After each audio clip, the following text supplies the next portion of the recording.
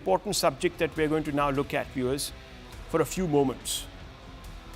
Viewers, there are two sides tonight in a debate. One is the Supreme Court, and on the other are certain individuals who support the men on your screen, the women on your screens. Who are these people?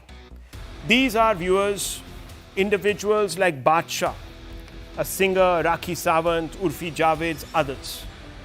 And they say that people like Allahbadia have the freedom to say whatever they want to, because this is a democratic, open country where the freedom of speech should be absolute.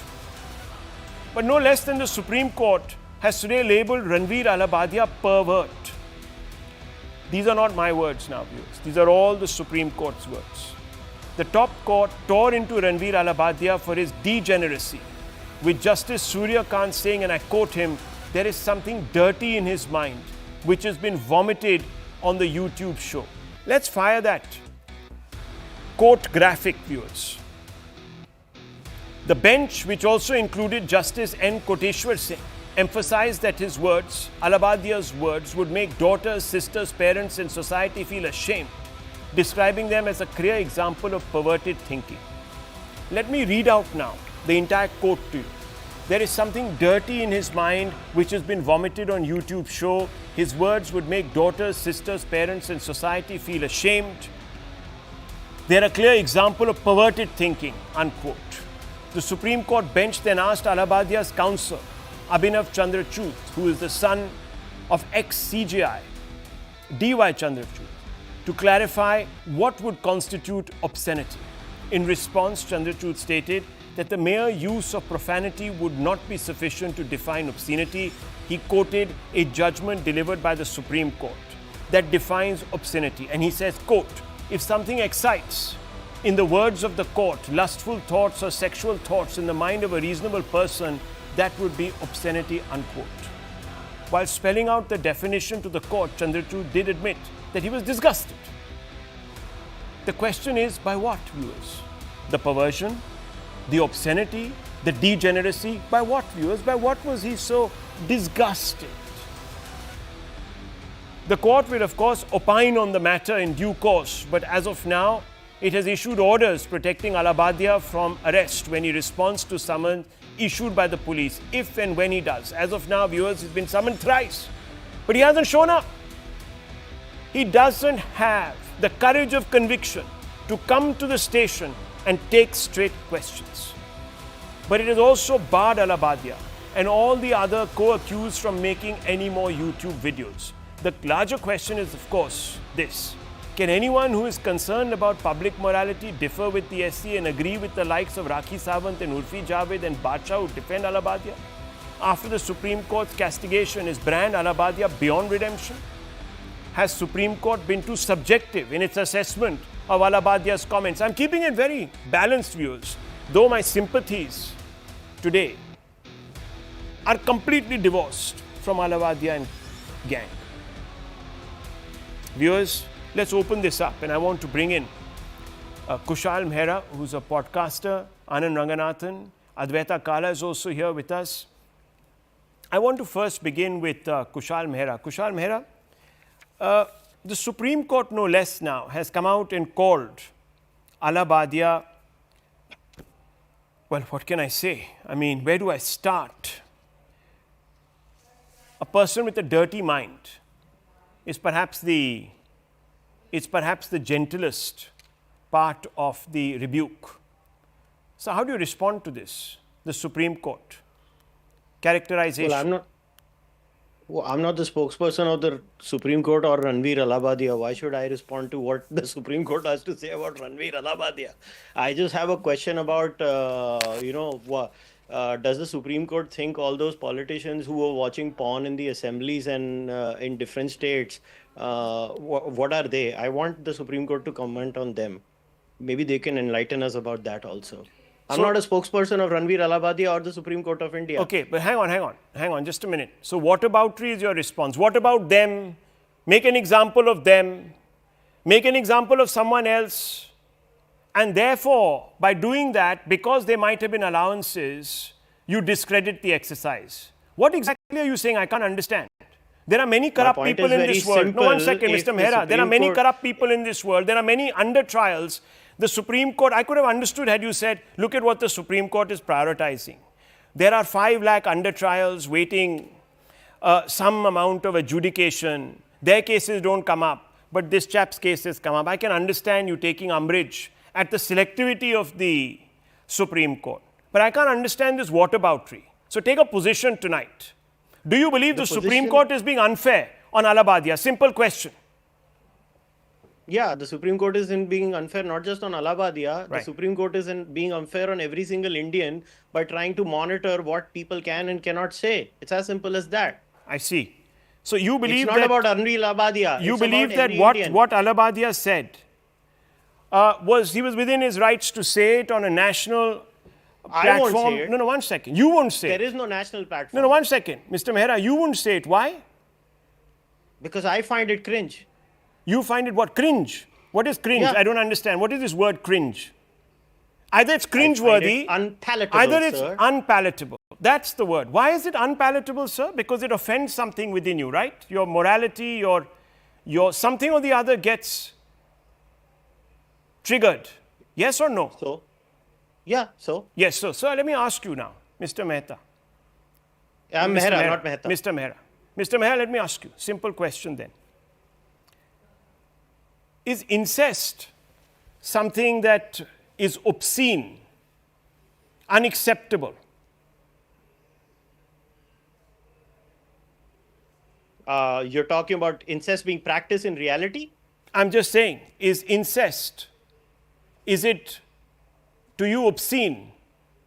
Is anyone provoking the thought of incest obscene?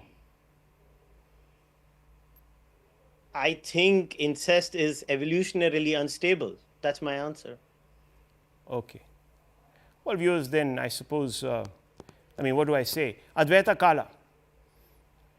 Well, I have to say that what he said indeed is vulgar. There's no defending that. There's no accepting that. There's none of those things. However, No, 1 second, Advaita Kala, just a minute. Vulgar, you said. yes, Vulgar. Okay. But it's not in any way degenerate. you can give it any adjective you wish. It's definitely No, I'll tell you why. unacceptable. Because if you really go into it, incest is degeneracy. Mr. Mehra seemed to imply that it goes against the laws of, he used a scientific term. And if you were to spin off from that, that's degeneracy. It produces degeneracy. Some people would say. I think he said it's evolutionarily unstable. Yeah. And that's right on the scientific level. On the moral level, of course, it's degenerate as well. There's no denying that. I think the important thing here is that you have OTT platforms that do entire series on. No, let's not go into that. We can discuss all of that. One second. We'll come to that. I'm first singling out this particular issue. I'm talking in a very specific context. No, 1 second, ma'am. I'm speaking on a very No, 1 second, Advaita Kala. Very, very clearly. Let's stick to the subject. I know that there is horrible content, there is obscene stuff. It incites, to use the definition of the Supreme Court, not my definition, it incites. If something excites, in the words of the court, lustful thoughts or sexual thoughts in the mind of a reasonable person, that would be obscenity. There is obscene content. Dr. Ranganathan will say it's on the walls of our temples, etc., cover all of those. He'll say all of that. But I'm not bothered about all of that. No, you won't say. Absolutely not. Okay, you won't say that. Okay. Okay, 1 second. It's glorious content. Okay. Sorry, Glorious, it's glorious. not obscene at all. Okay, 1 second. Miss Rahul, Kala, let's just come back to this. The Supreme Court has passed judgment on this issue, on this individual. Now, I want to ask you, how far do you agree with the Supreme Court? Let's stick to this debate at hand. I agree with the Supreme Court that they've stalled all the FIRs that cannot now be levied against him or issued against him in any part of the country. That is correct. I do not agree with the fact that they've taken over his passport or that they're prohibiting him from making YouTube videos. I don't agree with that at all because that's impacting his livelihood and I don't think that's fair. I do believe that this is a little bit of judicial overreach.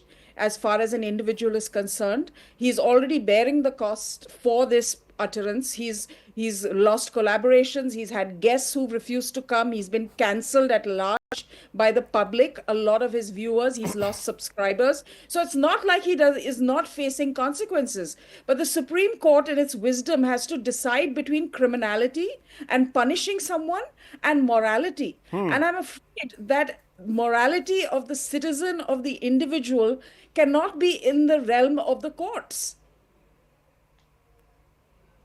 Right.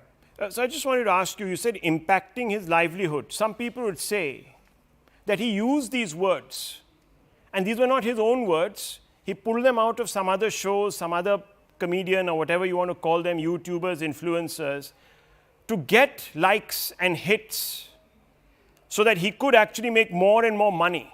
The Supreme Court, in fact, even refers to it. So he can profit from this. But when you punish somebody by saying that, sorry, you can't profit anymore from this, reform or do something different, etc., then it's a problem, is it? No, it's one show vis-a-vis. No, I'm asking you very simply this. Advaita Kala, there is no reason. Then you say that he should be given his passport. Do you know where he is right now? Why hasn't he come before the police?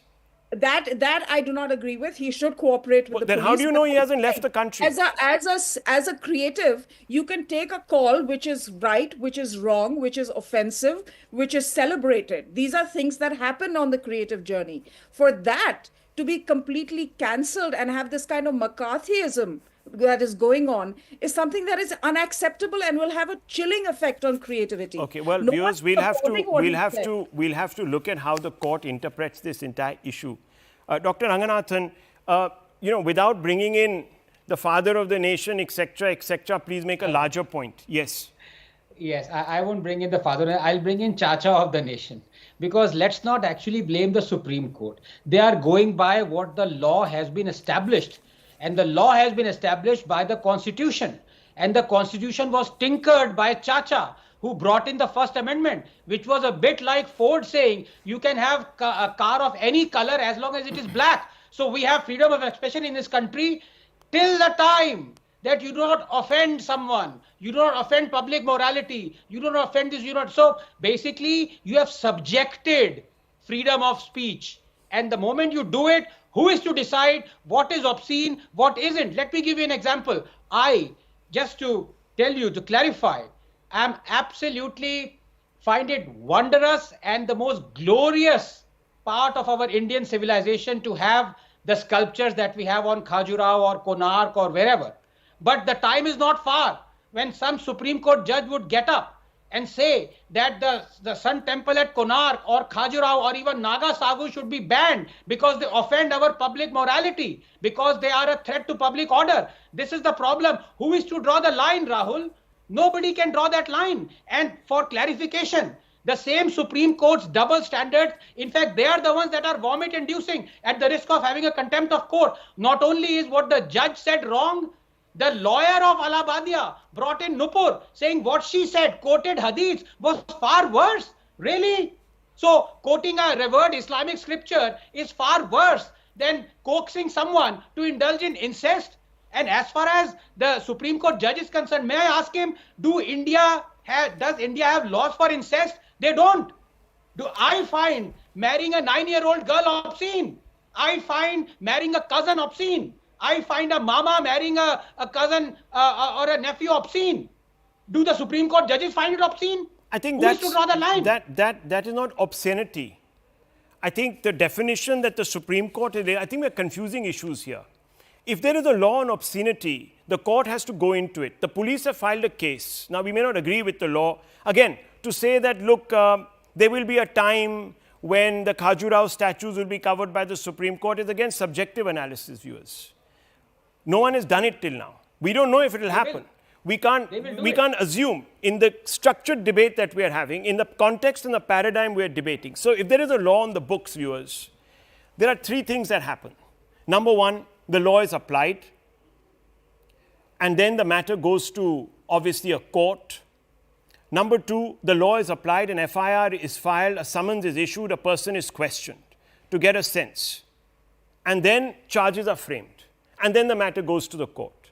Or third, viewers, the police at the very beginning pass over any action by saying the law doesn't simply apply in this matter. Now, in this case, viewers, option 2 has been exercised. And this is where the debate gets interesting. The option 2 is that the police decided to file a case, summon this individual, the individual hasn't showed up. Now, the Supreme Court worries. There's an apprehension that this person may not at all show up, may disappear, has the means. One is already abroad, viewers. Mr. Samay Raina has said once or twice, I'll appear on, Videocon or whatever it's called, video pod, Google, whatever it is, Meets, and I'll do it with you on that. The court, the police said, I'm sorry, please appear in person. He hasn't appeared, viewers. Only 3 people out of 40 have appeared. Now, if this was applied across the board and everyone got an exception, you could have never anyone questioned in this country. It set such a bad precedent. So I don't understand what is going on. Are we hampering the application of the law here? If that is the case, then viewers, everyone will claim a degree of exception. They'll say, Rahul, as I say, if I am not in jail right now, yeah.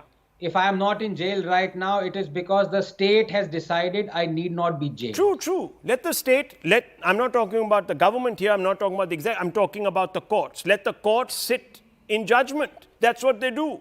They will either refine the law, but we can't sit here and say that you can't show up for questioning because you think you're above it. Yeah. But you must also be given the benefit of doubt. You must be allowed to do whatever you want to do. You must continue down another stream. We must be sympathetic.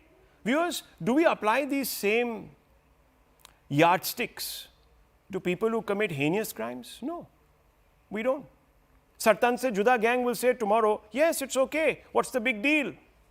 We live in an open democracy. We should be allowed to chant Sartan se Juda. What is the big deal? And people have actually invoked that principle, viewers. Can you believe it in our country? They've also dodged the consequences, the FIRs, because we have a very, very accommodative ecosystem. Anyhow, I'll leave it to you to decide, viewers. Let the court sit on this. Let Mr. Allahbadia prepare himself and appear when he deigns to appear. And let's hope you can get away by doing exactly the same, Advaita Kala, Dr. Ranganathan, Rahul Shivshankar, and Mr. Mehra. That we will choose when we appear before the court or the police. Till then, we should do exactly how we are allowed to do. I don't know, viewers. I find it a bit bizarre. Maybe I'm old-fashioned. Let me move on.